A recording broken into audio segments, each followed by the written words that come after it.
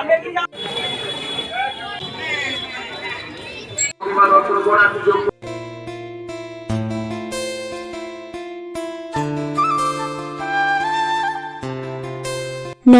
বন্ধুরা, আজ আমি যাচ্ছি মায়ের কাছে।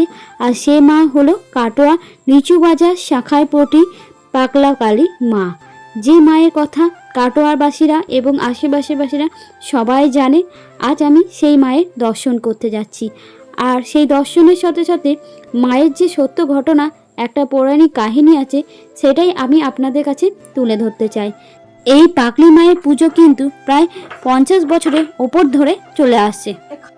আমাদের পাগলি মায়ের যেখানে পুজো হয় তার পেছনে বয়ে যাচ্ছে মা গঙ্গা, আর এই গঙ্গা হলো ভাগীরথী গঙ্গা, তাই এই জায়গাটার নাম হলো বাজারের ঘাট। এই পাগলি মায়ের পুজো হয় অঘ্রাণ মাসে অমাবস্যা তিথিতে। এই পাগলি মায়ের পুজো কিন্তু এখানকার ব্রাহ্মণরা করে না। এই পাগলি মায়ের পুজো ব্রাহ্মণ হলো বামাখ্যাপার বংশধররা। তাহলে ভাবুন, বামাখ্যাপার বংশধররা কিন্তু এই মায়ের পুজো করে আসছে বংশ পরম্পরায়। এবার তাহলে চলুন মায়ের সেই সত্য ঘটনাটা বলি। মা কিভাবে এখানে এলো, কিভাবে এখানে স্থাপিত হলো, চলুন তাহলে শোনা যাক। আমি আগেই বললাম, মা যেখানে স্থাপিত তার পেছনে গঙ্গা বয়ে যাচ্ছে, যেটা হলো ভাগীরথী গঙ্গা। আর সেই ভাগীরথী গঙ্গাতে 3 বন্ধু মিলে একদিন স্নান করছিল। তারা হলেন অনিল দাস, বৈদ্যনাথ সাহা আর তারা দাস। এই 3 জনে স্নান করছিলেন এই গঙ্গার তীরে। সেই সময় ভেসে আসছিল মায়ের কাঠামো, বাঁশ আর খড় দিয়ে বাঁধা ছিল। বারবার তাদের কাছে এগিয়ে আসছিল।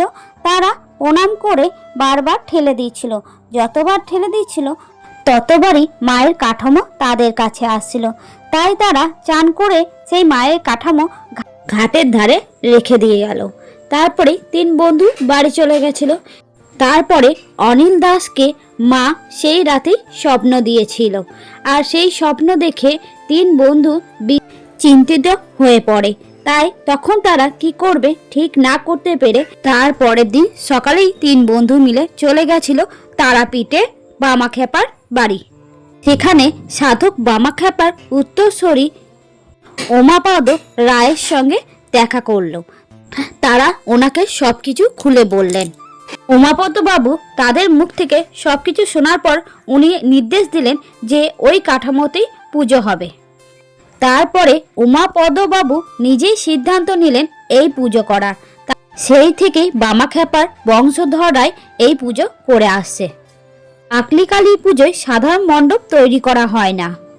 নিয়ম রয়েছে শ্মশান ঘাটের আধপোড়া কাঠ ও ফেলে দেওয়া শ্মশান ঘাটের বাঁধা দড়ি দিয়ে পাগলি মা কালীর পুজোর মণ্ডপ তৈরি করা হয়। তন্ত্রমতেই পুজো হয় পাগলি মা কালী। আর এখনো এই নিয়ম মতেই মায়ের পুজো হয়ে আসছে আর মায়ের কাঠামো তৈরি হচ্ছে। আর সেই মায়ের দর্শন আমি করতে এসেছি, আর আপনাদেরও সেই মায়ের মুখ আমি দেখাতে এসেছি যে মাকে আপনারাও দেখুন ভালোভাবে। এখন আমি মায়ের সামনে চলে এসেছি, তাই মাকে আমিও দর্শনটা করে নিই আর আপনাদেরকেও দেখাচ্ছি। এই পাগলি মায়ের পুজো কিন্তু রাতের বেলাতেই হয়। আর কালকে মায়ের ভোগ প্রসাদ বিতরণ করা হয়। মায়ের এই পৌরাণিক কাহিনী শুনে আপনাদের কেমন লাগলো সেটা কমেন্টে জানাবেন, আর একটা লাইক করে দিয়ে যাবেন। ভালো লাগলে শেয়ার করবেন। আপনারা যদি আমার পরিবারের পাশে থাকেন তাহলে আমি আরও নিত্য নতুন অনেক ভিডিও আপনাদের সঙ্গে শেয়ার করতে পারবো। আশা রাখছি আপনারাও সাথে থাকবেন।